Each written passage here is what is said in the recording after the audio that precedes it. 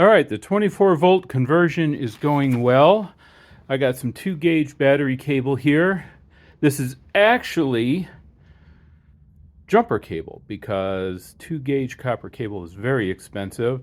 And I know copper clad aluminum isn't the ultimate. I'm not an ultimate kind of guy. I'm a get it done kind of guy.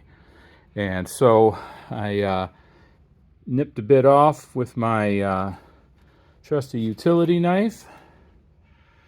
And then I got the old Vevor crimper off of AliExpress. And that's this little guy here. And I crimped her up, and I tried to do it on camera, but I only have one hand. I don't have a fancy GoPro and a head mount and all that jazz. But the main thing that you got to do when you're using these non-American crimpers is you want to go and get your AWG to millimeter square conversion chart. This is a 2-gauge cable, so I have the 35 millimeter squared jaws, and I clamp that down, and then we get the old handy dandy heat shrink tuber. And again, everybody's going to tell me this is the wrong way to do it. This is not safe. You know what? Be careful. Get the job done.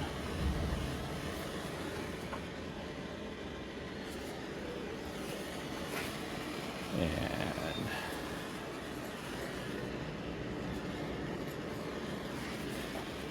this is actually a kitchen torch for making flambe and whatnot. Works just fine. All right, so we have one cable. And on this side, I've got a fuse. And this is a 4-gauge cable. I could change that over to 2-gauge cable, but since we're doing 24 volts, it's not that big of a deal. And I've got a 100 amp fuse here, and I got a 50 amp fuse here. So we're never really going to get out of hand.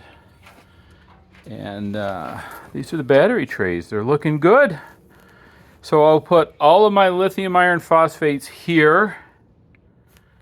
This is a used 100 amp. It's huge. And I don't like it. It's got actually the most voltage drop out of all my batteries. And, well, actually that 13.0 is a temperature. My voltage is disconnected right now. But this one's reading 13.1, where everything else is reading 13.3.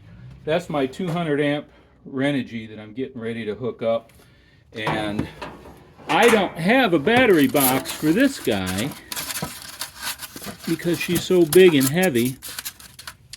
And so what I do is I've created a styrofoam insulator box from the packaging material that it came with.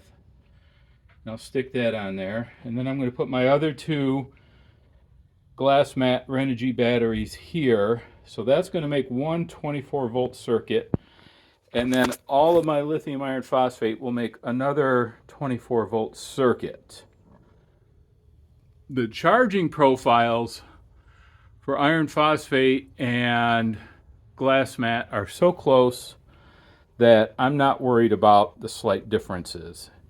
The voltages and the charging profiles are good enough for my little bitty project. So it's coming along. I'll let you see it here in a little bit.